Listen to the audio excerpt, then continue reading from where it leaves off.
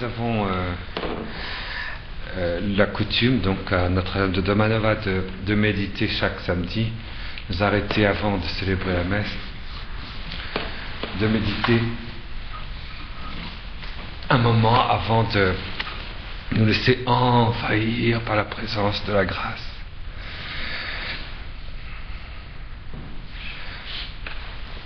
Et jusque maintenant, ce que nous avions fait les fois précédentes, il y a 2 ans, nous faisions une espèce de grande, magnifique, subtile montée vers le baptême. Et, grâce à quoi 7 d'entre vous ont été baptisés à Pâques dernier, ce qui est très bien. Et puis, donc, à la suite de ça, il fallait évidemment, une fois que la rosée de la grâce pénétrait dans notre corps, il fallait apprendre les secrets qui font que, où on essaie d'entrevoir ce que la grâce peut faire pour transformer l'affectivité, pour transformer le cœur, pour transformer les qualités humaines qui sont en nous. Et on a vu les 88 transformations, les 88 vertus. C'était passionnant, c'est vrai. Ça, je l'avoue, c'est la première fois de ma vie que je suis rentré systématiquement dans cette... Et je remercie tous ceux qui m'ont accompagné cette année pour le faire. Maintenant, nous allons essayer de prier chaque samedi avec le livre de l'Apocalypse.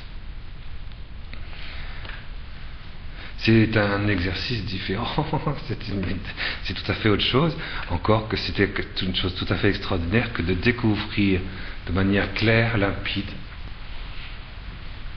l'Apocalypse. C'est le dernier livre de la Bible dans lequel nous allons passer l'année avec ça. Vous voyez, l'an 0 du 3e millénaire, c'était l'an 2000. La première année du 3e millénaire, c'était l'an 2000, c'était l'an 0. Et on va donc couvrir l'année 2005, la 6e année du 3e millénaire, le 6e jour, comme on dit dans la Bible, en nous laissant incarner dans les profondeurs tout à fait extraordinaires de l'Apocalypse.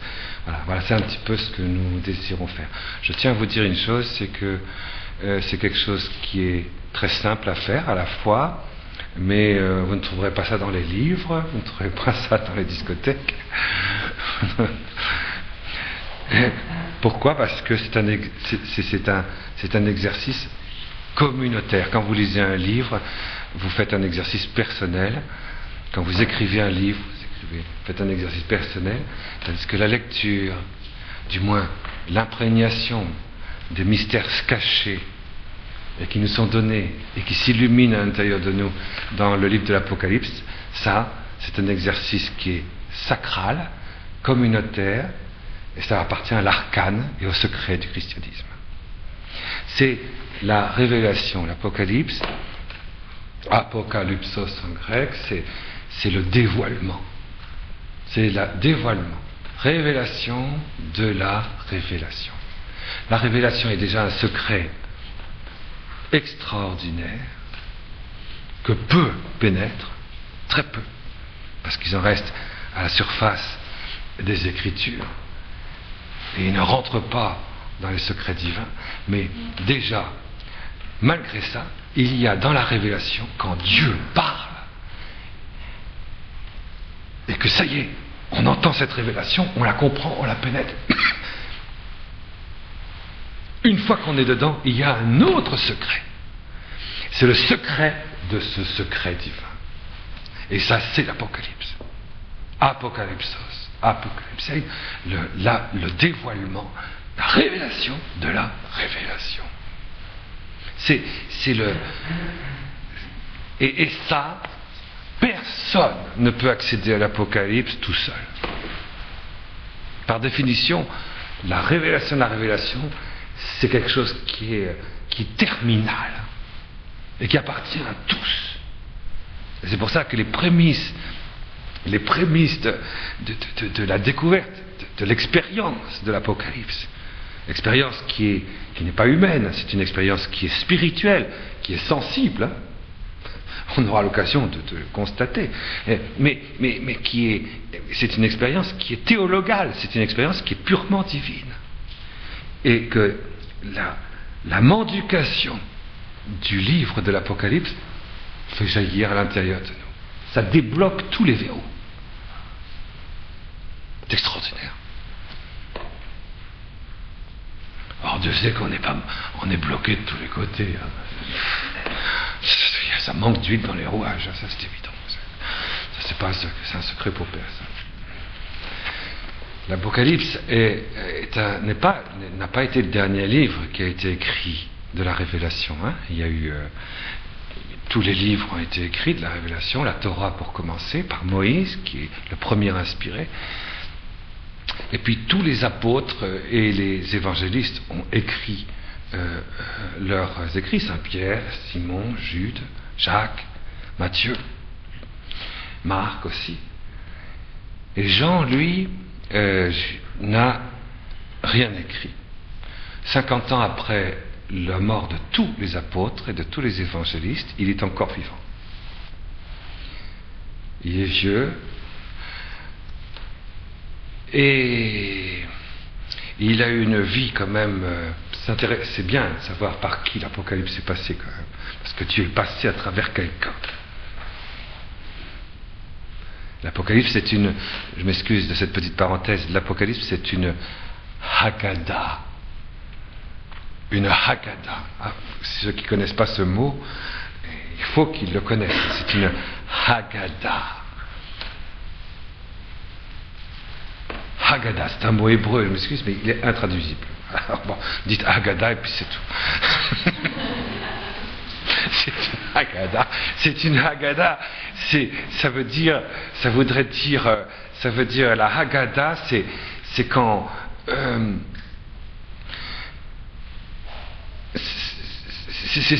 c'est quand quelqu'un est emporté au ciel, tout en restant d'ailleurs sur la terre. Hein. Et il y a une invasion de la lumière de Dieu, voyez, et puis une communication qui se fait en lui, et il voit tout. Et cette inspiration est très très forte. Et elle porte avec elle la nécessité de se communiquer. Alors l'inspiré va communiquer. Il ne veut pas, hein, mais il est obligé. Parce que s'il ne le fait pas, ça va s'inscrire sur des pierres. Alors il va le faire, et les pierres, c'est nous. Nous, parce que nous, on n'est pas des inspirés, nous. On est des désespérés. C'est pas pareil. On est des... Alors, ça va s'inscrire sur des pierres. Et c'est très curieux que cette révélation, cette inspiration, qui en fait vient de la première lettre du mot Haggadah, c'est un He.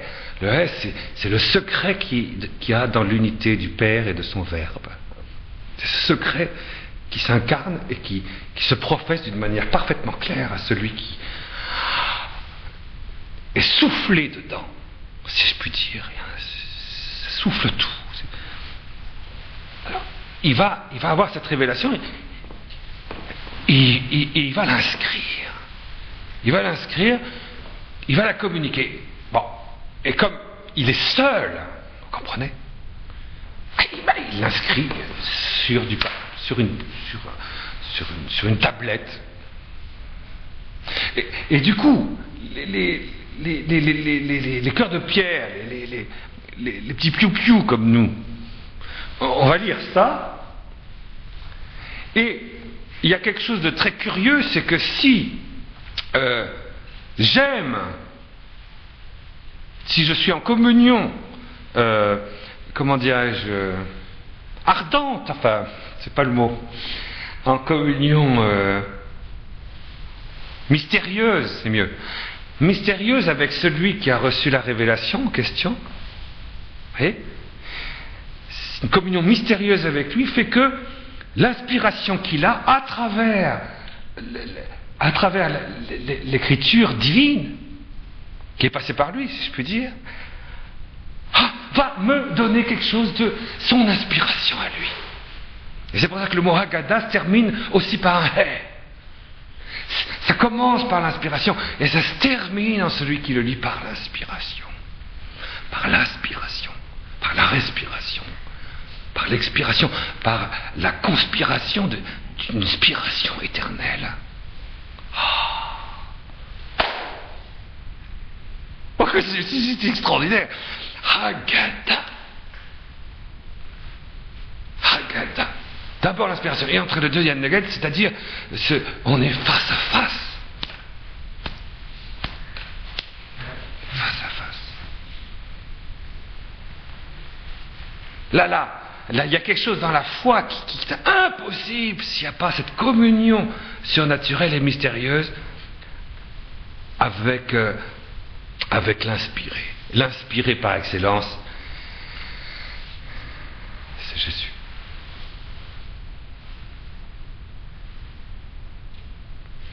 Et alors s'il y a cette communion avec la personne même de Jésus, éternellement, c'est Dieu. C'est Dieu qui ne cesse d'épouser Dieu, c'est la vie vivante et intime de Dieu, c'est Jésus. C'est l'épouse de Dieu. Ce qui sort éternellement de Dieu avant la création du monde, et qui est à l'intime, qui est du dedans.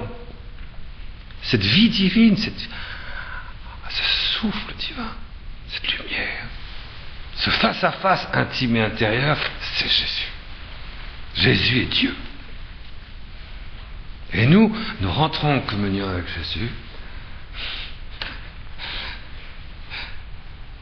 pas seulement par la foi, mais aussi mystiquement. Parce que la foi ne prend pas toutes les cellules de notre corps vivant, tandis que la mystique, oui.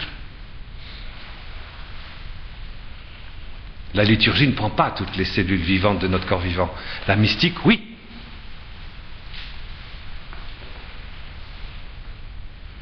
C'est pour ça que rentrer dans l'Apocalypse sans avoir un minimum d'expérience mystique, ça me paraît... C'est bien. C'est bien. C'est pas mal. C'est intéressant. Vous pouvez passer le bac en disant j'ai fait une dissertation sur l'Apocalypse. Mais ça n'a pas grand intérêt. C'est pas notre objectif. Notre objectif, c'est vraiment de prier avec l'Apocalypse. Et vous voyez bien que les derniers passages qu'on a lus, le dernier passage de la dernière messe, de la 3e année, de la dernière messe du cycle liturgique de 3 ans, il y a 1000 jours de messe qui se sont terminés là. Nous allons reprendre 1000 autres jours de messe, jusqu'en l'an 2005, 6, 7, 8, jusqu'en l'an 2008. Là, nous avons entendu vous voyez, c'est les dernières paroles sur toute la terre. C'est pas seulement la dernière messe de l'année, c'est aujourd'hui, c'est la dernière messe d'un cycle qui fait 1000 jours. Un peu plus que 1000 jours.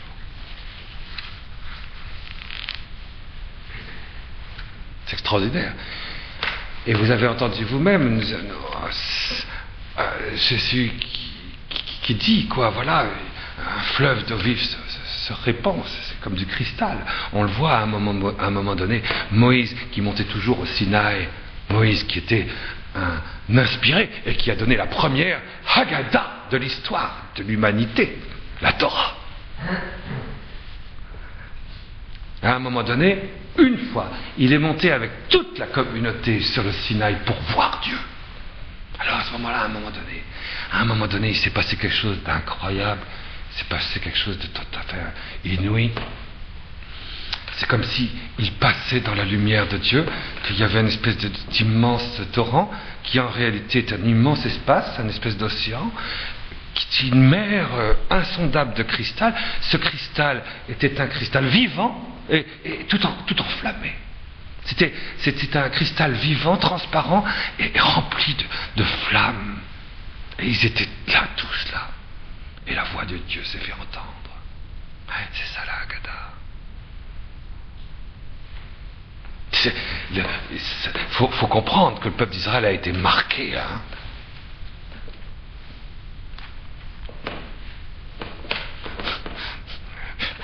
Et nous aussi.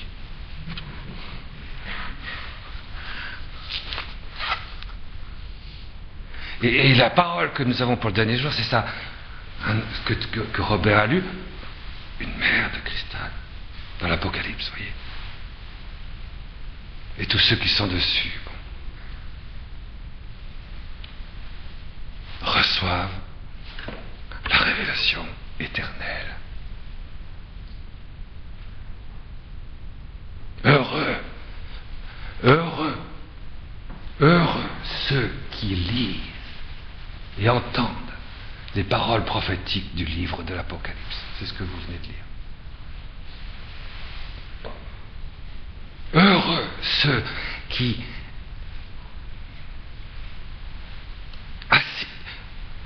reçoivent, vous voyez, mais de l'intérieur, les paroles prophétiques de ce livre. Parce qu'à ce moment-là, ils les entendent de manière communautaire. C'est un fleuve intarissable. Il n'y a pas beaucoup de béatitudes dans le dernier livre de l'Apocalypse. Mais il y a heureux ceux qui entendent les paroles prophétiques de ce livre. Heureux celui qui lit les paroles prophétiques de ce livre. C'est la béatitude de la révélation, de la révélation. Alors, on ne va pas s'en priver. Hein. moi, je suis pour la béatitude. Hop. Quitte à être agadisé, autant être agadisé par la béatitude dernière. Personne ne peut me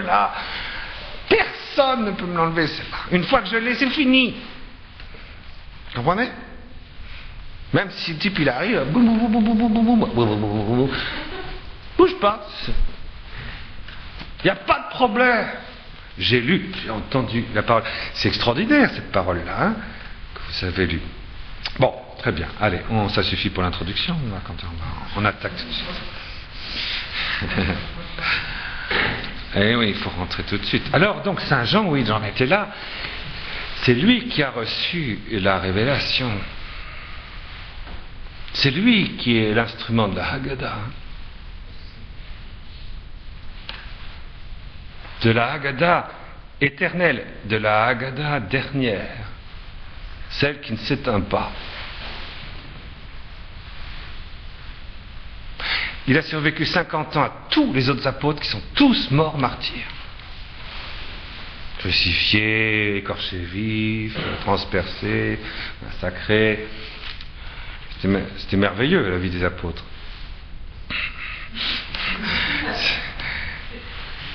Pendant tout, si jamais ils avaient eu le malheur de convertir quelques chrétiens, ils étaient immédiatement dévorés par les bêtes. J'arrête les descriptions parce que sinon on va sortir de ce sujet. Alors, et au bout de 50 ans, Jean, le vieux Jean, une centaine d'années, 97 ans à peu près,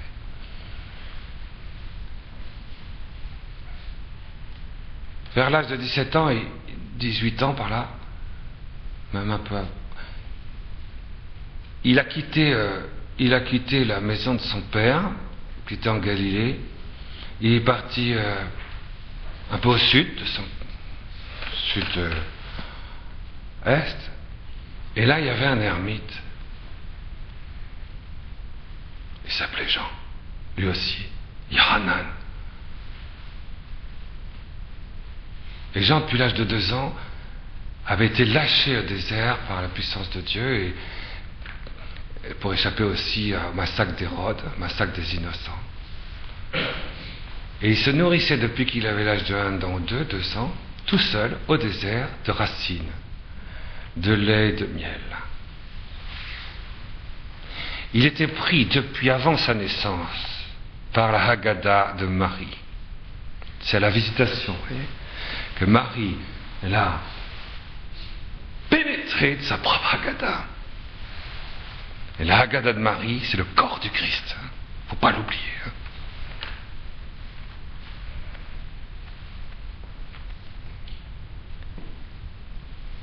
Et ce Jean-Baptiste qui déjà avait reçu à la conception l'esprit d'Élie le prophète, je vous dis pas. Je dis pas. Moi les ermites je les connais, hein, je peux vous dire, ça fait des années que je fréquente les ermites. Hein. Je les connais bien. J'en connais partout, dans le monde entier. Ça vaut la peine, hein, quelquefois, les ermites. Hein. Oui, ça vaut la peine. Mais alors, Jean-Baptiste, là, Élie, formidable. Non, mais écoutez, Élie, quand il priait, bien, on va le voir dans l'Apocalypse d'ailleurs. Élie est désigné quelquefois. Mais Jean-Baptiste, quand je vois Élie ou Jean-Baptiste qui prie dans le désert, c'est trop beau. Aujourd'hui, c'est plus facile de se l'imaginer. Nous, on est un petit peu bêtes, alors il vaut mieux imaginer, hein. Ben oui. Alors, bon, imaginons. Alors, voilà, c'est très facile. Quand Jean-Baptiste prie, le souffle de Dieu est là. C'est l'esprit d'Élie, vous comprenez? L'esprit d'Élie. C'est comme si on avait, vous savez, des ventilateurs extrêmement puissants. Alors tous les gens qui prient à côté, vous comprenez? On ferait un film comme ça, un dessin animé. Tous leurs cheveux. C'est extraordinaire de prier à côté du prophète Élie. Et c'est clair, et le prophète Élie prie, même les nuages s'écartent.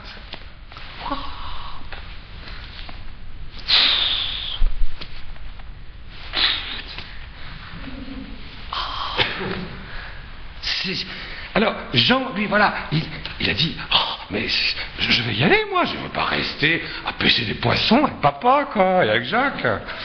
C'est un peu nerveux, quoi, hein. Donc il aimait pas les gens nerveux, Jean. Alors, donc il est allé, il a quitté papa, il a quitté les fils de Zébédée, il avait du tempérament quand même, et il est parti, il est allé voir Jean. Et c'est Jean, Saint Jean, c'est l'esprit d'Élie il a voulu apprendre à prier. Il a voulu apprendre à savoir ce que c'était que la prière qui avait commencé dès la première cellule, sous le souffle d'Élie le prophète. Puis, avant la naissance, sous le corps enflammé de la plénitude de grâce de Marie du Christ, il a voulu faire l'expérience du Messie. Vous voyez, il a passé comme ça des années, et c'était le meilleur disciple de Saint Jean-Baptiste. C'était le plus profond. C'est bien qu'il y avait une affinité entre lui, déjà Jésus dans les profondeurs, et Marie, puisque c'est Marie qui avait agadisé Jean-Baptiste au départ, qui était extraordinaire. Le premier des apôtres que Jésus appelle, c'est Jean. Aussitôt que Jean-Baptiste dit « Voici l'agneau de Dieu ».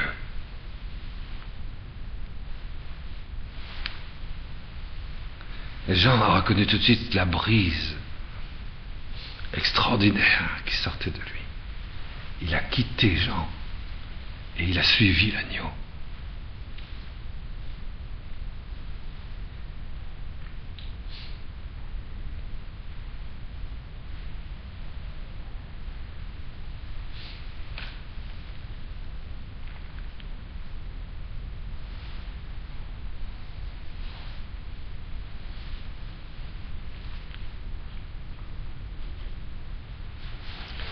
Et au bout d'un certain temps, Jésus s'est arrêté.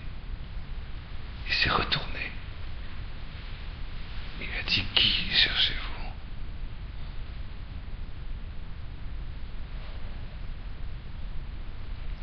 Alors Jean a répondu, Seigneur, où demeures-tu?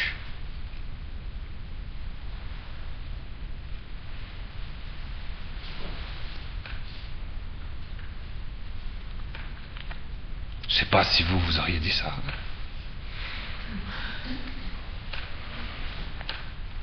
C'est fou. C'est dingue. Où demeures-tu?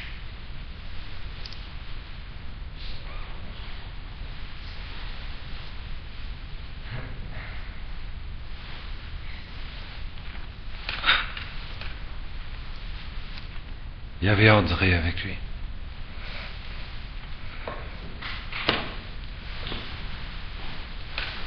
Alors, Jésus s'est retourné, il a recommencé à marcher en disant « Venez, vous verrez bien ».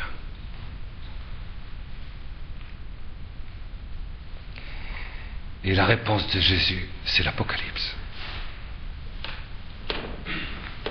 Il l'a eu à la fin.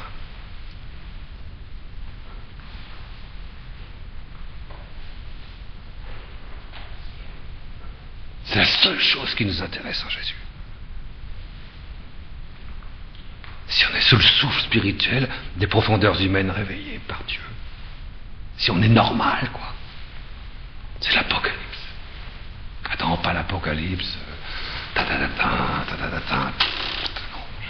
pas l'Apocalypse du cinéaste Emmerich ou je sais pas quoi, ou de l'Apocalypse non, là, la révélation. Jésus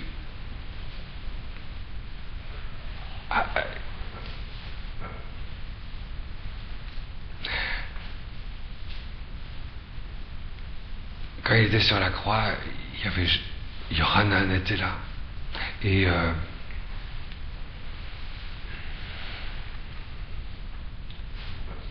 Yohanan était quelqu'un de très très beau. Il était très beau, Yohanan. Il était physiquement très très bien constitué. Et puis, il était très beau. Il avait un visage extraordinaire. Parce que c'est l'homme c'est l'homme de la jeunesse du face à face. Il était limpide, il était limpide. Il était jeune et il était extraordinairement perspicace. C'est ce que dit saint Thomas d'Aquin.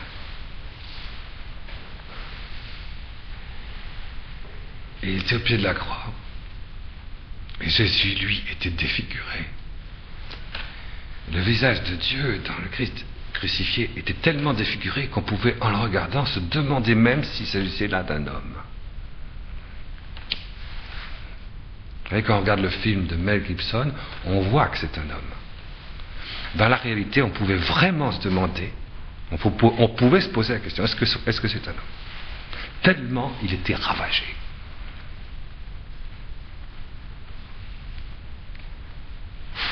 Alors le visage ravagé de Jésus a donné sa dernière parole à Jean en disant « Voilà ta mère ». Et Jésus a donné le visage refait du disciple par le sang de sa croix à sa mère. Et c'est lui qui est devenu le Christ de l'Immaculée Conception. Pendant 22 ans.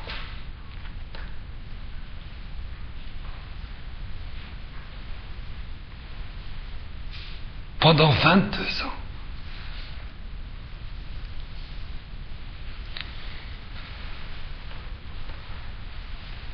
Il y a eu entre eux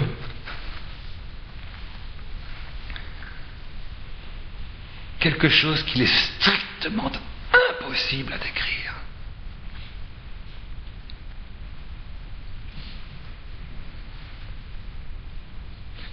Peut-être que même au ciel, on ne pourra pas savoir ce qui s'est passé à l'intérieur de Yohanan lorsque il devait recevoir dans son sacerdoce divin et incarné toutes les fécondités à exploiter pour tous les temps, tous les lieux, et surtout pour toutes les diaphanes éternels et glorieux de la Jérusalem céleste future. C'était à lui de leur faire produire leurs fruits. Il ne pouvait pas le faire sans rien voir.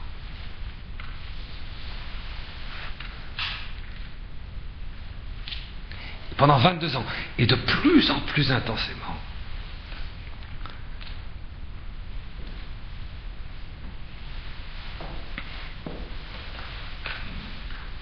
pour recevoir l'Apocalypse comme une Haggadah, il faut aimer Yohanan. Ben Zebeda, fils de Zébédée.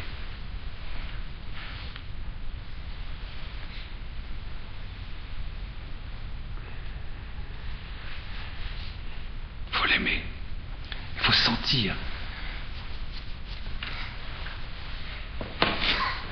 On pourrait faire un film, mais on pourrait pas.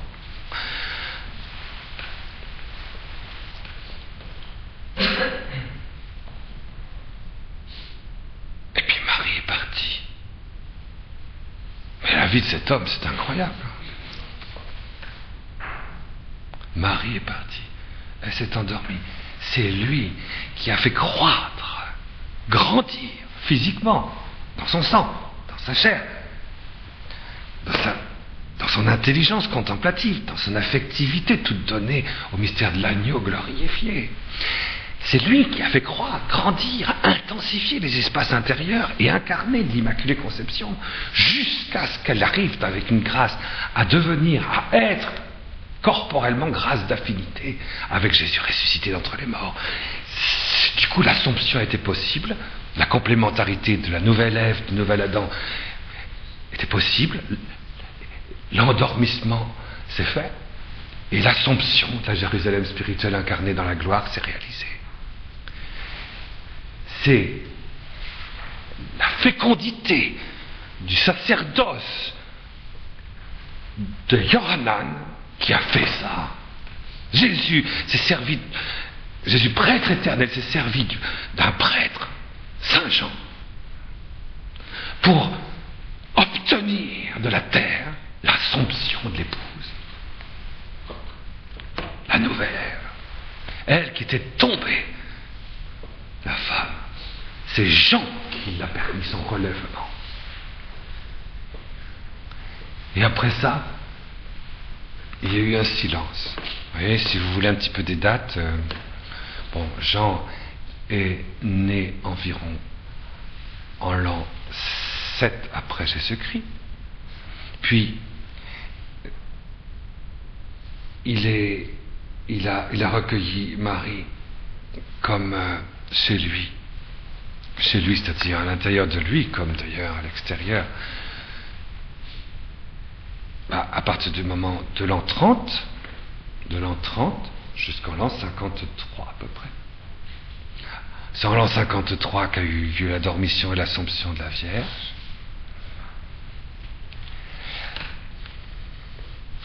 Et c'est environ 44 ans plus tard qu'il reçoit l'Apocalypse. C'est difficile de dire si c'est 40, 44. Oh, vous connaissez la tradition, c'est que on a dit, qu'est-ce que c'est que celui-là? Il n'a pas été trucidé, celui-là, mais c'est... Comment ça se fait qu'on l'a pas liquidé, lui? D'où est-ce qu'il sort?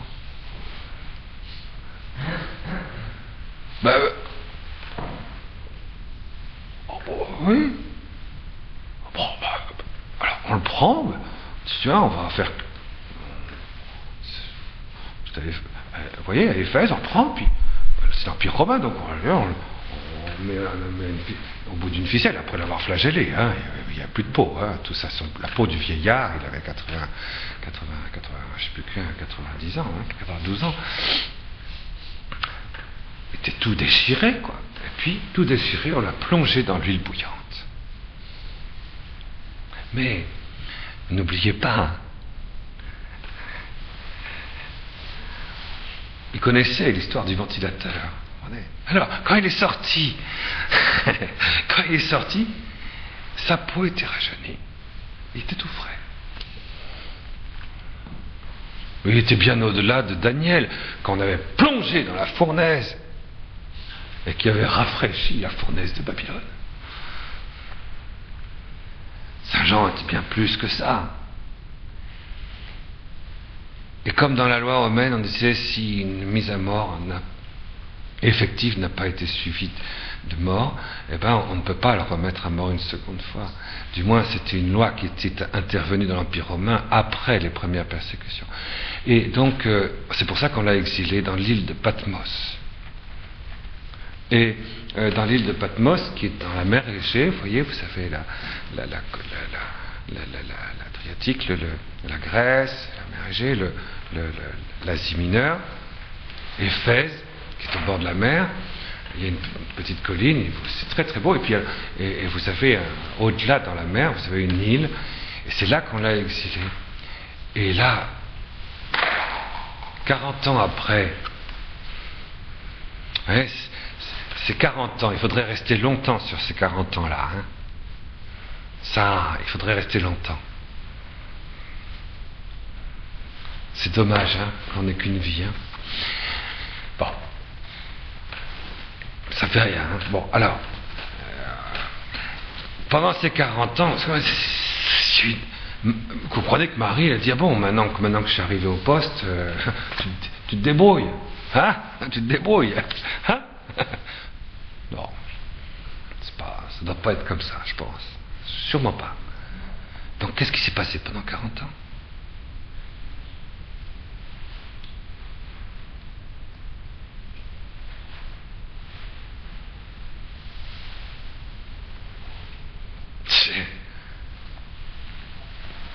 C'est l'apôtre des derniers temps.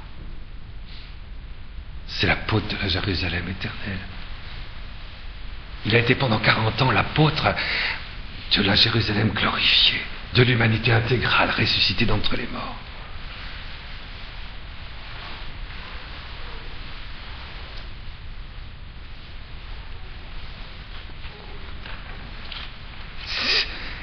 Jean, c'est trop. Et cette traversée du désert de la Jérusalem glorieuse, c'est la vie de Jean pendant 40 ans. Vous voyez, Moïse, il a traversé le désert pendant 40 ans avec le peuple d'Israël, et Jean, lui, est seul pour traverser le désert de la Jérusalem glorieuse. Pendant 40 ans. Ce désert, c'est Marie glorifiée. Elle est seule, la seule créature, à réaliser l'espace sans limite de la Jérusalem glorieuse. C'est dans ce grand désert que Jean va passer, traverser la mer Rouge de la Jérusalem céleste. Le mystère de l'agneau glorifié.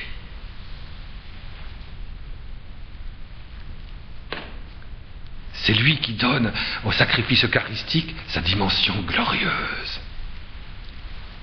Ce que souligne, et il est le seul à le souligner, le Concile Vatican II.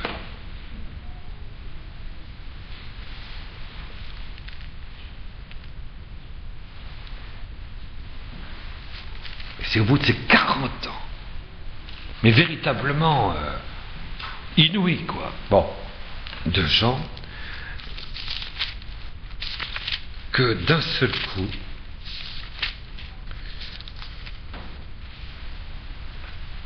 Apocalypse sur lui de Yeshua.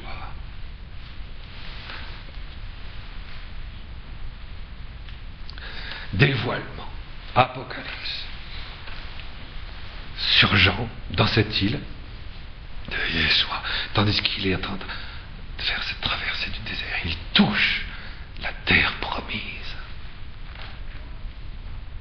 Et Yeshua se dévoile. L'Apocalypse commence comme ça.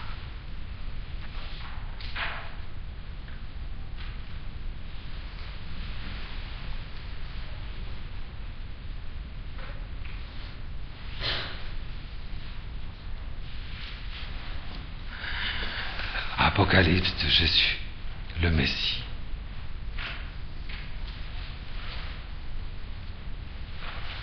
Elohim le lui donne pour montrer à ses serviteurs ce qui doit arriver très vite. Il le signifie en l'envoyant par son messager, son ange, à son serviteur Yohanan. Il témoigne du Verbe de Dieu et du témoignage de Yeshua le Messie, de ce qu'il a vu. Heureux celui qui lit et ceux qui entendent les paroles de la Haggadah. Ceux qui gardent ce qui y est écrit, ce qu'ils conservent dans leur cœur. Oui, oui, le temps est là. Le temps est proche.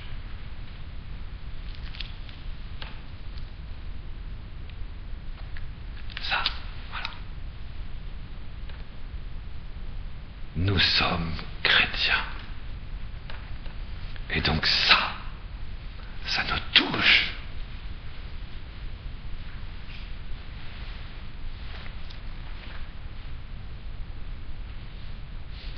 Oui, heureux celui qui lit. Oui, donc je suis heureux là, parce que je vais le lire, ne vous inquiétez pas. Ouais. Et ceux qui entendent, donc vous êtes là, écoutez, franchement. Et remarquez bien que c'est en grec. Attention. Ça a été écrit, l'Apocalypse a été écrite en grec. Hein. Et Jean n'avait pas écrit l'Évangile encore. Hein. Il n'avait même pas écrit les Épîtres.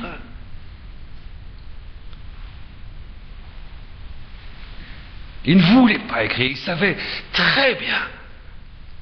Il connaissait Élie le prophète, il connaissait Jean le Baptiste, il connaissait Marie, qu'il faisait partie de ceux à qui Dieu demandait de ne rien écrire, que ce soit écrit uniquement, le Verbe de Dieu soit écrit dans la chair, pour l'éternité. Il ne devait pas y avoir d'autres écrites venant de lui. C'était sa vocation. Donc il n'avait rien écrit. Mais, à un moment dans l'Apocalypse, on le lira, l'ange Yeshua, celui qui est sur le trône, lui dit, maintenant, écris. Alors, Jean écrira l'évangile.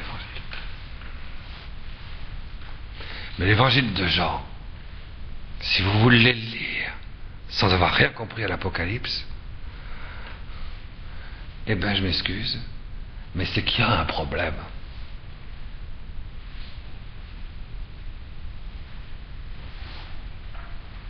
Je suppose que vous le sentez.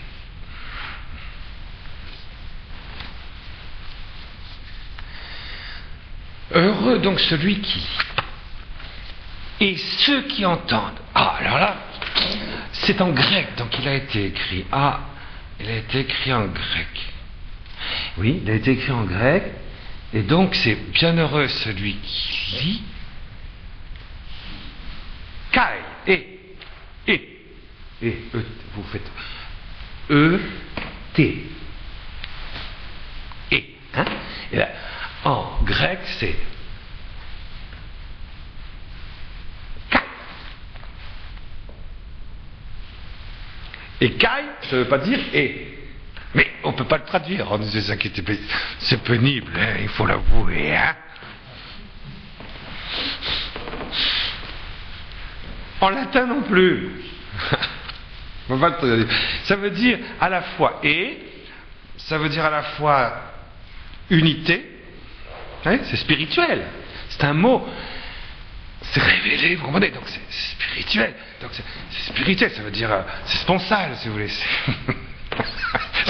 Et, c'est un et d'unité, c'est un et qui veut dire en même temps, qui unifie le temps, ça veut dire quelquefois, la plupart du temps, ça veut dire simultanément, en même temps. Souvent que ça veut dire ça, kai en grec, hein, souvent. Alors ça veut dire bienheureux celui qui lit, c'est-à-dire ceux qui entendent. Bienheureux celui qui lit parce que c'est une multitude qui l'entendent quand il lit. Bienheureux ceux qui entendent parce qu'ils entendent celui qui lit. Ils l'entendent. Ensemble, celui qui lit. C'est bienheureux celui qui lit, mais il y a une unité. celui qui lit, il a ses entrailles dans ceux qui entendent. Et c'est ceux qui entendent qui... C'est Marial, vous comprenez? Jean, il est dans les entrailles de l'Immaculée, dans la vastitude de sa fécondité glorieuse et éternelle. Et c'est dans ces entrailles-là, de ces multitudes, aspirant à la révélation des fils de Dieu, que Jean reçoit l'Apocalypse. Et du coup, il la lit, il la dit. Vous voyez, est-ce que vous voyez, est-ce que vous comprenez? Bienheureux celui qui lit et ceux qui entendent. Parce que, vous voyez, c'est pour ça que nous faisons ici un exercice chrétien quand nous faisons ça. Un exercice spirituel, incarné, surnaturel et chrétien. Pourquoi? Parce que nous sommes dans une très profonde unité, simultanément, puisque Dieu nous a choisis pour lire et entendre ensemble l'Apocalypse.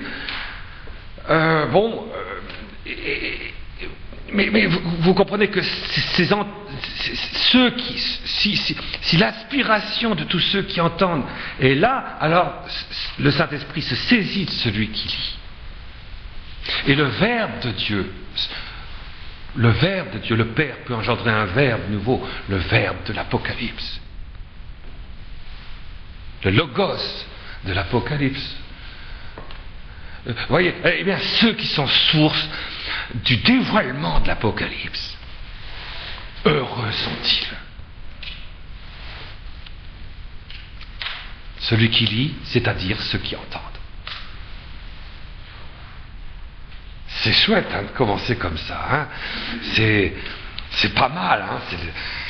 C'est pas mal. Hein. On voit tout de suite que Marie est là, quoi, qu'il est habitué à vivre en Marie la présence de multitudes qui entendent. Alors, il parle. Et quand Jésus parle aux hommes, il parle à partir des entrailles de Marie pour nous atteindre dans les profondeurs. Vous voyez, c'est sûr ça. Regardez, Apocalypse de Yeshua le Messie. Le Seigneur le lui a donné pour montrer à ses serviteurs ce qui doit arriver très vite. Il signifie ce dévoilement en l'envoyant par son ange à son serviteur Yohanan. Il témoigne du Verbe d'Élohim et du témoignage de Yeshua, le Messie, de ce qu'il a vu.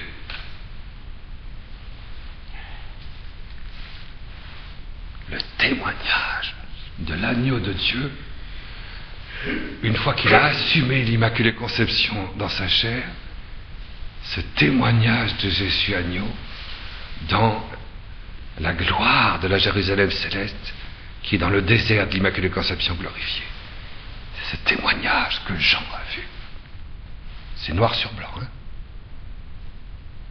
Et donc l'Apocalypse vient en témoigner.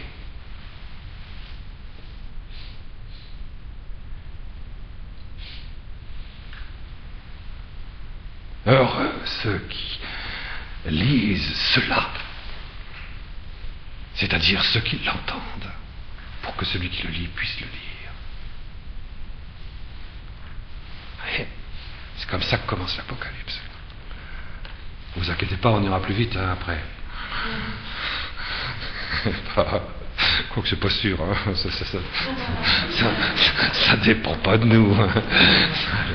Ça dépend pas de nous, ça dépend pas de moi en tout cas, ça vous pouvez en être sûr. Hein. Alors là, je suis strictement pour rien, je peux vous dire en toute simplicité, que je ne sais pas la moindre chose de ce que je vais vous dire la seconde d'avant. Je n'en ai pas la moindre idée. Hein.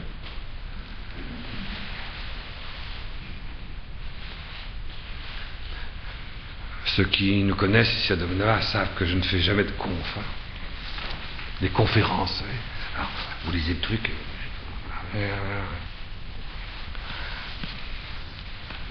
C'est pas... Moi aussi j'étais formé par un ermite.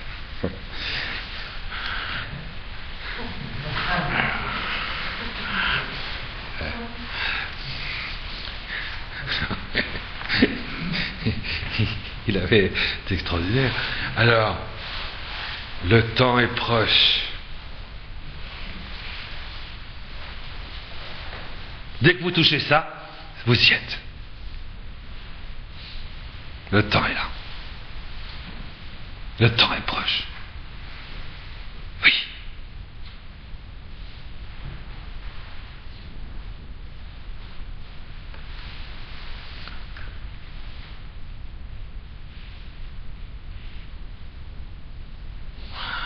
Yohanan, aux 7 églises d'Asie. Grâce et paix à vous, de la part de celui qui est, qui était, qui vient, et des 7 esprits qui soufflent face à son trône.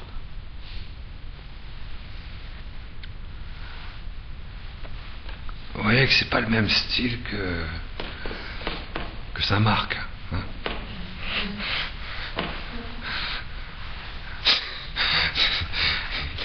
C'est pas le même style, c'est évident. C'est évident.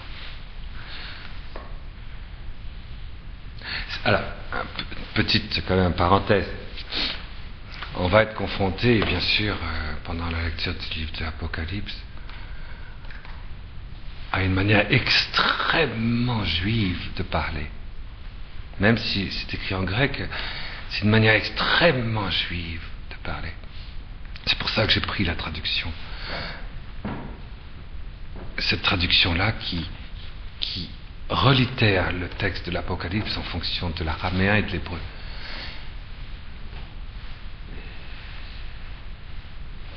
Et quand on va exprimer, par exemple, une lettre, par exemple, ou celui qui lit et ceux qui entendent, c'est une lettre, c'est la 6e lettre. C'est le 6e jour. Nous sommes à le 6e jour du 3e millénaire, comme nous lisons. Voyez, ce vav, qu'on traduit kai en grec, ça a une signification très forte.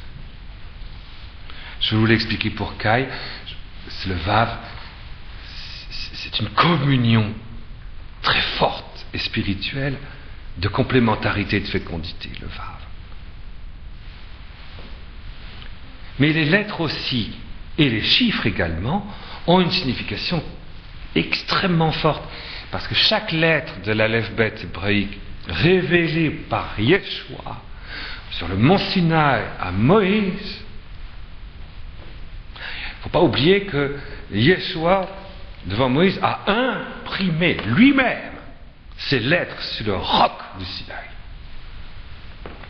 Et à chaque fois qu'il a imprimé avec ses lettres de feu, ces lettres sur les tables de la loi, de la Torah, il donnait à Moïse de l'intérieur sa Haggadah sur la signification divine et éternelle de chacune de ces 24 lettres de l'alphabet. Aleph, Bet, Gimel, Dalet, He. Et chaque lettre, selon quelle est la première, la deuxième, la 7e ou la 12e, va prendre une signification extrêmement profonde. Vous imaginez bien que tout ça est quelque chose, cette chose qu'on apprenait aux enfants avant même qu'ils ne sachent parler en Israël. Et s'ils ne savaient pas, ils savaient au moins la forme que ça avait, un Aleph, un He, un Tzadet, parce qu'on leur donnait sous forme de pain d'épices. Alors, pain d'épices, on faisait une lettre de l'alphabet, et puis tiens, voilà, ça c'est le Aleph.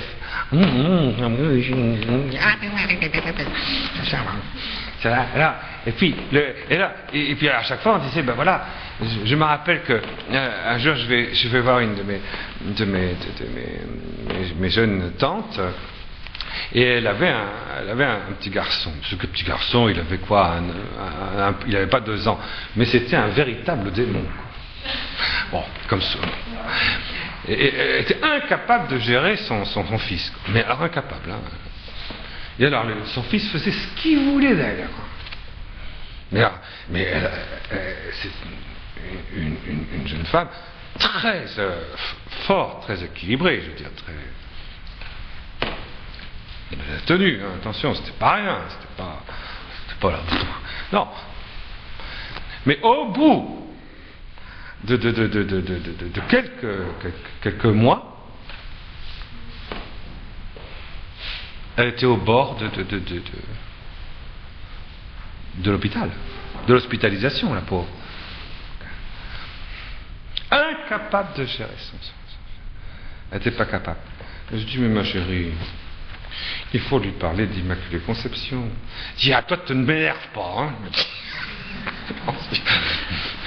Alors je dis, mais ça va. Je prends le petit, il me donne des grands coups de poing, etc. Et puis je le prends quand même, et je lui dis, attends, moi je vais te parler de l'Immaculée Conception. Il ne sait pas parler, hein. Et je commence à lui parler de l'Immaculée. Alors, il me donne moins de coups de poing, et je commence à lui expliquer l'Immaculée Conception. Alors, il me regarde, son visage s'ouvre, et vous auriez vu, au bout d'un quart d'heure, j'ai expliqué l'Immaculée Conception, comme je vous explique, là. Au bout d'un quart d'heure, il était là, je l'ai rendu à sa mère. Elle m'a regardé, elle m'a dit, ben merci.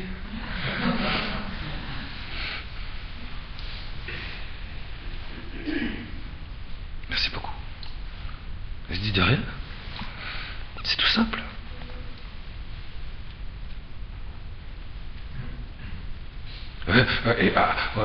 D'abord, il me donnait moins de coups de poing, et puis après, au fur et à mesure que je parlais, c'est elle qui disait, mais arrête, c'est la bêtise, tu sais bien qu'il ne comprend pas. Je dis, mais ne crois pas ça, il comprend beaucoup mieux que toi. Effectivement, petit à petit. Ça m'est arrivé une fois aussi, ça, dans les rues de Lyon. Je me rappelle, c'était dans les années 72, 13, 14, quelque chose comme ça, je ne me rappelle plus. Bon, peu importe. Et puis, j'avais dans ma poche un petit Jésus en plastique, vous savez, petit Jésus en plastique qu'on met dans les crèches, vous savez, un petit Jésus italien comme ça, là. Tout mignon, il était petit comme ça, il était petit comme mon pouce, quoi. Bon. Et je l'avais là. Et puis, à un moment donné, il y avait des chrétiens ostentatoires qui étaient avec moi. Vous savez, ostentatoires au sens Chirac. Hein. Donc, ils avaient des croix, tout ça. Et puis, ils accostaient les gens en disant, mais c'est idiot, pourquoi vous êtes là, vous devriez, je sais pas, croire en Dieu et tout ça. Alors, ils prétendaient évangéliser. Moi, j'étais avec eux. Moi, j'étais calme, hein, attention. J'avais une croix ostentatoire. J'ai toujours eu une croix très ostentatoire. Maintenant, ma croix, elle me va des pieds jusqu'à la tête. Alors, évidemment, parce qu'un scapulaire, c'est le bas, et l'habit, c'est le... Bon, alors, donc, donc, plus ostentatoire, tu peux pas, quoi. Alors, donc... mais à cette époque-là, moi j'avais une croix ostentatoire juste comme ça, vous voyez, en boîte, bon, ok. Et puis j'avais mon petit... mais je disais rien, j'étais calme. Ah oui, ça j'étais... Non, c'est vrai, non? Oui. Non, j'étais assez calme. Bon, et puis, il y a quelqu'un qui commence à arriver avec un bébé dans les bras, quoi. Hein, pareil, il était un peu moins de 2 ans. Et la femme était une personnalité, mais alors impressionnante, quoi, hein, qui fonce sur le groupe de ces 4 ou 5 cathos, hein, qui voulaient, ouais, qu'est-ce que c'est que ça, je vais vous casser la gueule, etc.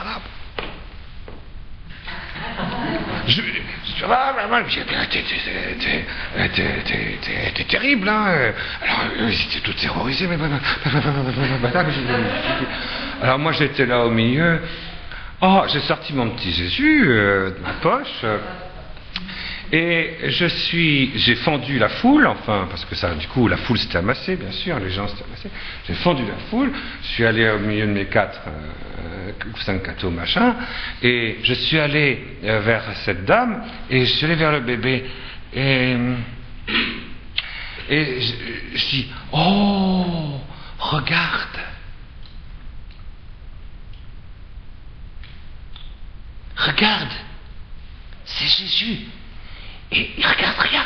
Je l'ai mis comme ça, Jésus enfant, sur la croix. Alors du coup, ses mains qui étaient comme ça, de la crèche, vous savez, étaient exactement, je n'avais pas fait exprès, étaient là. Regarde. Et je commence à lui expliquer la création. Je dis, tu vois les arbres, là? C'était en plein Lyon, hein. Il y avait les arbres, tu vois l'essence, tu vois les gens, les cris, tout ça. Et je commence à lui expliquer la création. Et puis au bout d'un certain temps, alors la nana, elle commence à se calmer. Elle voit son fils, elle n'avait jamais vu son fils comme ça, jamais. Aussitôt son fils, et je vous assure que c'est vrai, de la lumière sortait du visage de cet enfant. Je vous assure que c'est vrai. Alors elle était là. Attends, elle ne savait plus si elle devait casser la figure ou voir son enfant qui commençait à se transfigurer, quoi. Vous comprenez? Bon, c'était pas spectaculaire comme l'ampoule ici, hein, d'accord. Mais enfin, quand même, suffisamment pour qu'elle soit complètement abasourdie, quoi. Et au bout de quelques secondes, enfin, moi j'explique rapidement, vous savez, je suis pas long, hein.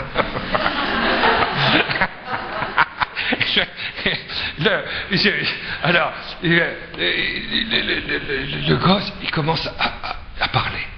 Alors c'est un gosse qui parlait pas, vous comprenez? Il commence à parler. Et le gosse commence à parler. Il parle à Jésus. Et il a parlé. Et il a parlé. Il a parlé à Jésus. Et sa mère a vu son gosse parler à Jésus. Pendant au moins 2 minutes de suite. Après j'ai repris Jésus. Je suis parti, je dis au revoir madame. Et je sais pas pourquoi je parle de ça. Ça n'a strictement rien à voir. Bon. Yohanan aux 7 églises d'Asie. Aux 7 églises d'Asie. Le Christ parle dans les entrailles de l'Immaculée Conception à notre corps spirituel, dans la mémoire de Dieu qui est encore présente dans l'enfance de notre mémoire incarnée. Vous voyez, notre lien avec Dieu est dans l'alpha, notre lien avec Dieu est dans l'oméga.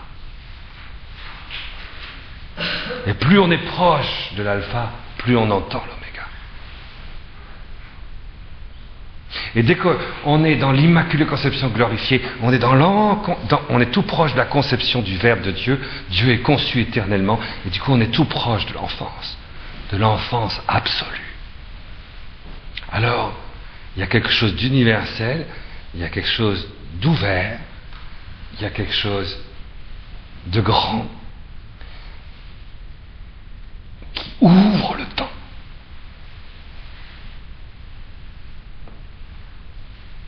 Vous voyez, les 2 battants du temps, c'est l'alpha, notre origine, et l'oméga, la fin. Alors, les 2 portes du temps. Et moi, si je veux passer par la porte, qui est la mienne, parce que Seigneur, je suis quand même, je viens de l'alpha, je viens des mains de Dieu, et je vais à l'oméga, je suis pour... Donc si je veux me saisir moi-même, alors à ce moment-là, il faut ouvrir ma porte.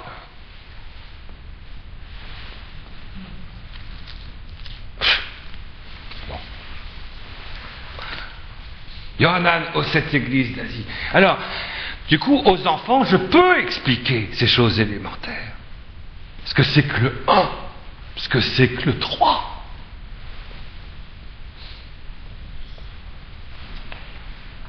Je peux expliquer. Je peux expliquer ce que c'est que le Beit, la 2e lettre de l'alphabet. Vous voyez ? Je peux expliquer ce que c'est que le 7, le 8, le Reit.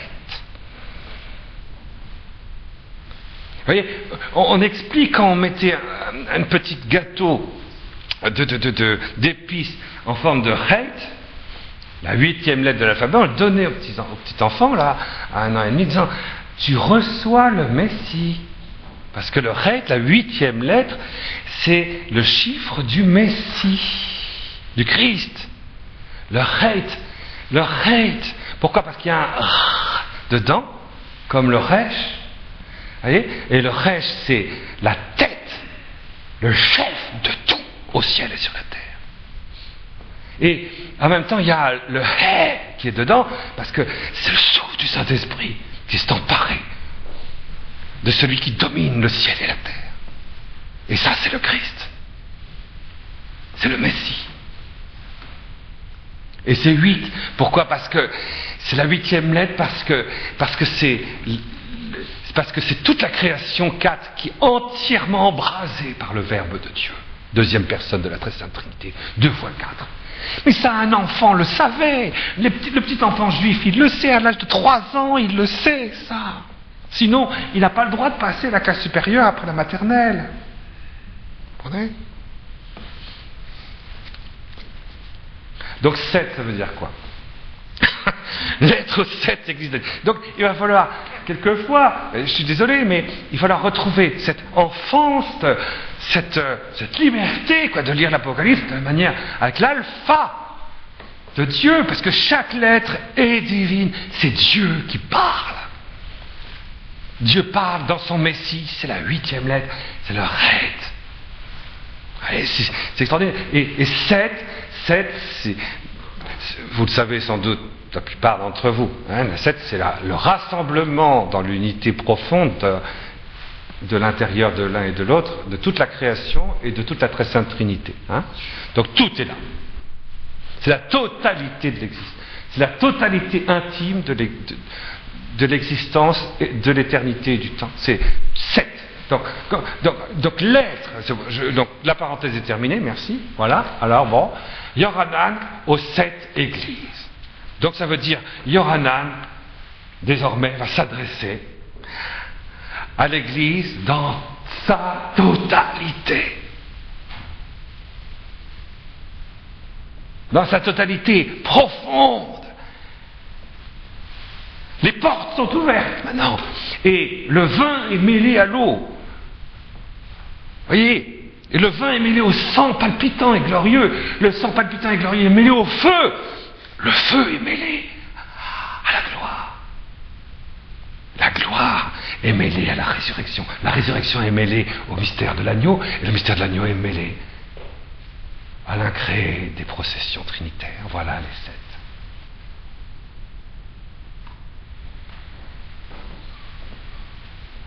Je dois vivre de ça. Vous comprenez? Il faut que je vive de ça. Alors, c'est 7 qui font l'unité de toute l'Église, de tout le corps mystique du Verbe éternel de Dieu. Jean s'adresse à cette Église-là. Alors j'espère que vous en faites partie.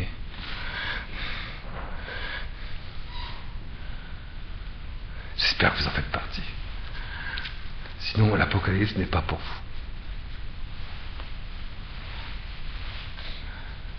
Grâce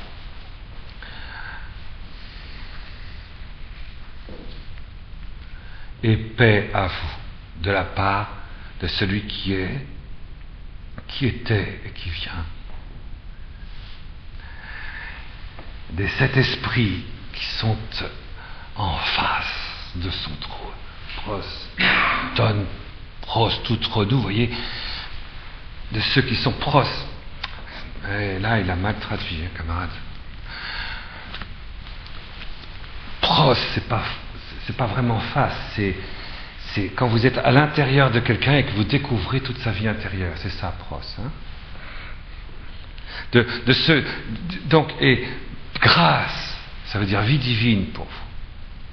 Je m'adresse à vous qui faites partie de cette église-là, l'église dans sa totalité intime, profonde.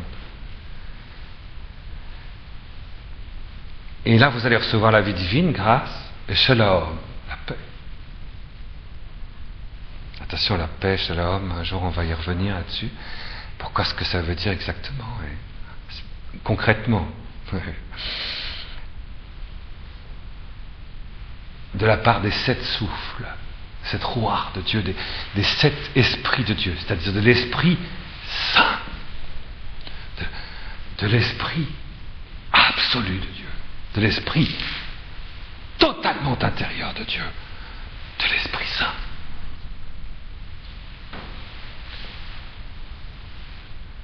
Ça, l'Apocalypse, c'est très très fort, hein, parce que le régime des 7 dons du Saint-Esprit est le régime de l'union transformante de ceux qui font partie de l'Église militante de la terre. Mais on fait partie aussi de l'Église dans sa totalité, et à ce moment-là, c'est le paraclet. C'est les 7 esprits de Dieu.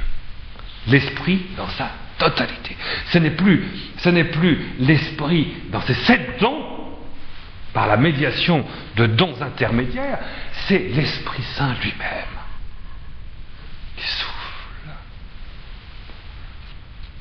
Le paraclet. Jésus l'a dit, hein, quand viendra la fin, je vous enverrai le paraclet.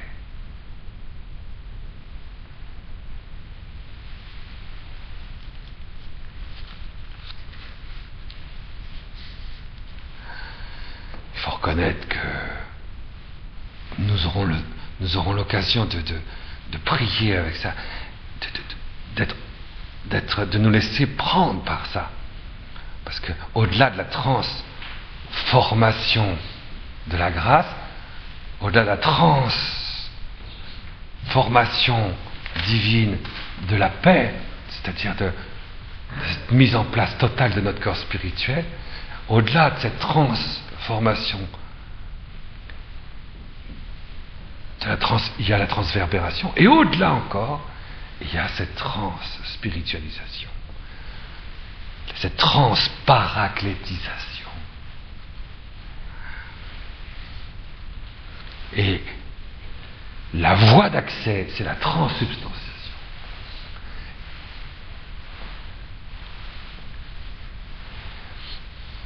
Bon, on aura l'occasion de rentrer là-dedans. Ça, c'est le tiroir de l'Apocalypse. L'Apocalypse, c'est génial pour ça. Hein. Sans arrêt, c'est des tiroirs, des tiroirs. Par le haut, par le bas.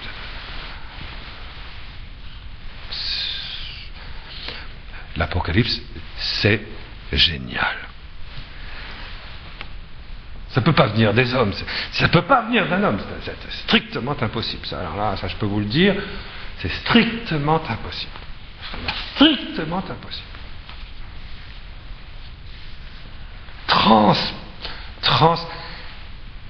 Et dommage que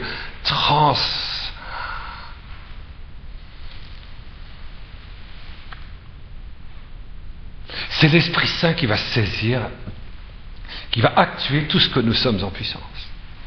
Oui. Déjà, avec Élie le prophète, ce souffle est manifesté déjà, mais ça c'était l'esprit de science qui s'exprimait de la manière charismatique la plus extraordinaire en Élie le prophète. Ce souffle ventilateur là,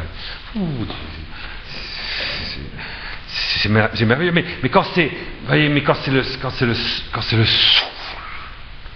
il faut voir ce que c'est que ce souffle des 7 rois d'Élohim, l'Esprit Saint, quoi, l'Esprit absolu à l'intérieur de Dieu, la 3e personne de la très sainte Trinité. Il souffle. Oui, exactement comme dans une bombe. Quand il y a un souffle dans la bombe atomique, vous voyez, il n'y a plus rien. Il n'y a plus rien. Il n'y a plus le Père, il n'y a plus le Fils, il n'y a plus l'unité du Père et du Fils, il n'y a plus que Dieu. L'Esprit Saint a tout soufflé. C'est pour ça que l'Esprit Saint a toute la divinité du Père qui est venue expirer en lui, toute la divinité du Verbe qui est venue expirer en lui, toute la divinité sponsale de l'unité du Père et du Fils qui sont venus expirer en lui, et ce souffle extraordinaire de l'intérieur, c'est ce souffle qui va actuer, c'est-à-dire qui va rendre actuel concrètement notre chair, notre sang, notre imagination, notre mémoire, nos sentiments, notre cogitative, tout, notre contemplation.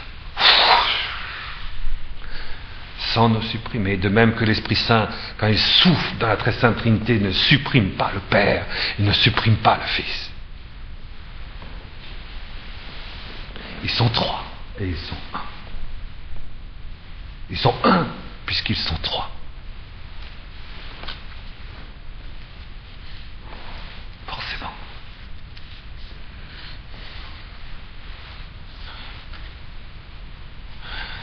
dis forcément parce que, bon, tout le monde ne comprend pas, parce que je vois qu'il y a eu 2-3 visages nouveaux dans l'Assemblée. Alors, je signale quand même, que quand vous voyez de la couleur verte, combien... Tiens, tu vois la couleur verte là? Il y a combien de couleurs là?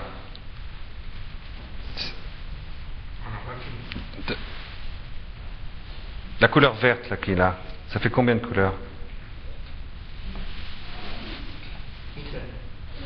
Bah oui, c'est quoi cette couleur? C'est la couleur verte, très bien! Eh ben non, tu t'es trompé, il y en a 3, il y a du bleu, du jaune et du vert. Tu t'es complètement trompé. Le vert a soufflé le jaune et le bleu.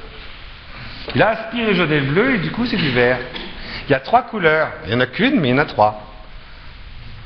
Tu comprends ça? Un jour tu feras ça avec ta peinture, tu mettras du jaune, tu mettras du bleu, tu vas bien mélanger, tu vas souffler.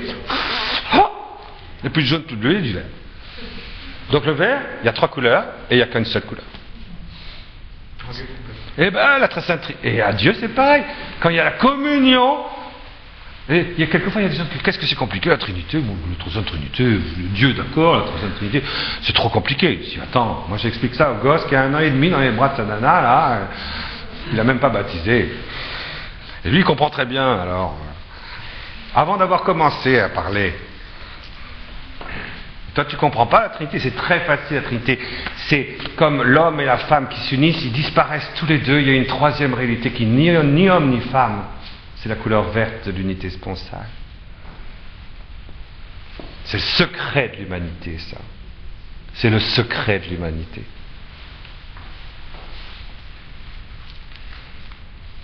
C'est le secret de la signification puissante et profonde du corps masculin et féminin.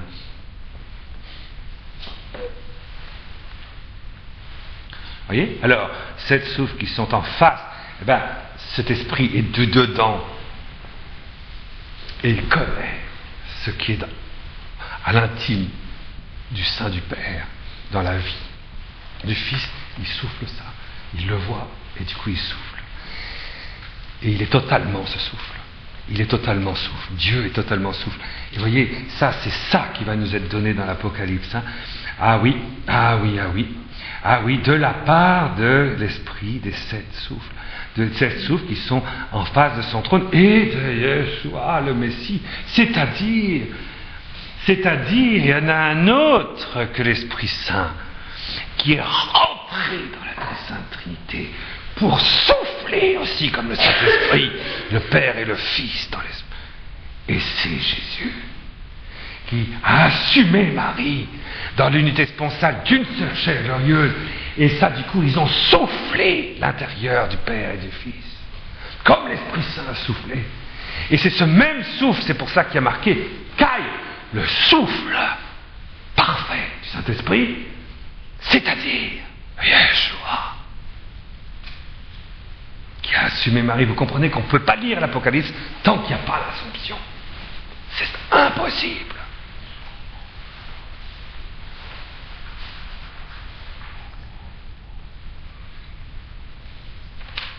Le témoin, le Messie, l'adhérent, le premier-né d'entre les morts, le chef des rois de la terre, lui qui nous aime, lui qui nous a délivrés de nos fautes dans l'intime de son sang.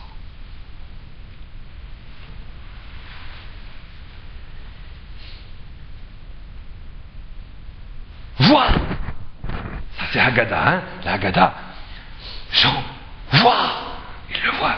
Alors il te le dit, vois ici, regarde, vois ici. Voici, c'est pas voici, ainsi, donc, ainsi donc. Non, non, non, c'est voici. Non, non, non, c'est vois, regarde, là, regarde.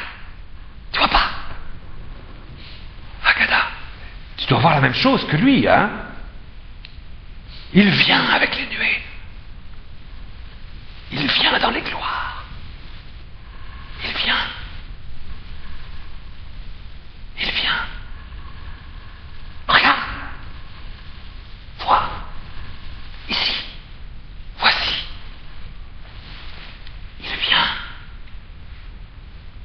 gloire.